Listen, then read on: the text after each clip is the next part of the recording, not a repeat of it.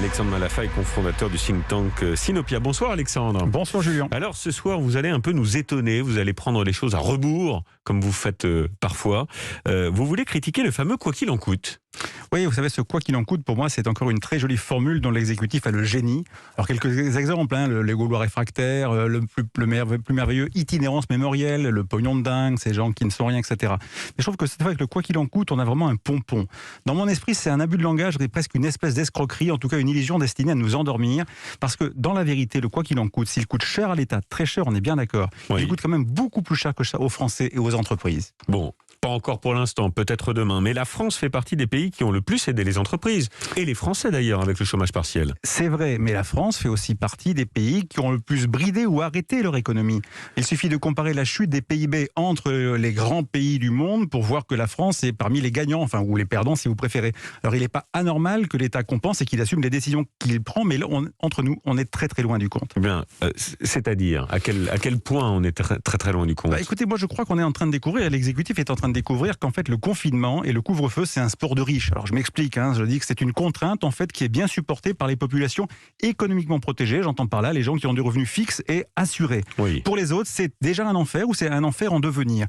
Et en particulier pour les jeunes dont vous vous occupez beaucoup cette semaine sur Europe 1 et vous avez raison, ce sont les oubliés de cette crise. C'est facile de déclarer comme ça dans le courant de l'année dernière, avoir 20 ans en 2020 ou 21 ans en 2021 c'est difficile. Ouais.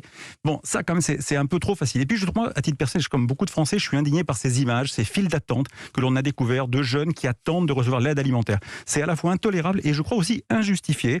Moi je m'interroge, comment est-ce qu'on a pu attendre cette extrémité pour regarder cette réalité en face? Alors il y a des annonces qui ont tout de même été faites. Par exemple, les 2 repas par jour à 1 € dans les Crous, ça n'est pas suffisant. Alors c'est un début de réponse, il fallait en apporter une, elle est mais à la fois trop tardive et de mon point de vue extrêmement partielle et tout le monde ne pourra pas en profiter.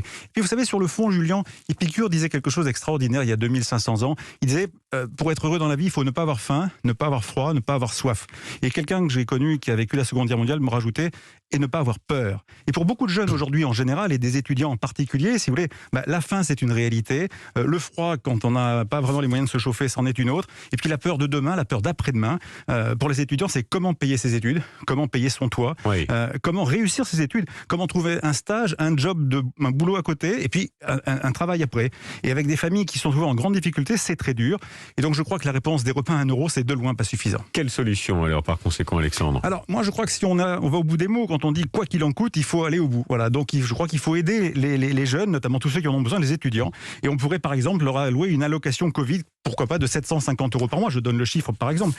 Alors évidemment, si on fait le calcul sur 1 million d'étudiants, ça représente 9 milliards d'euros sur un an, c'est beaucoup. Oui. Mais est-ce que dans le contexte actuel, c'est pas presque rien? Et puis, quoi qu'il en coûte, oui ou non? Et puis, est-ce que les jeunes, c'est notre avenir et auquel cas, il ne faut pas investir sur eux? Est-ce qu'on est en guerre contre le virus, mais est-ce qu'il ne faut pas s'occuper de notre armée de demain que sont les jeunes? Ça, c'est des vraies questions.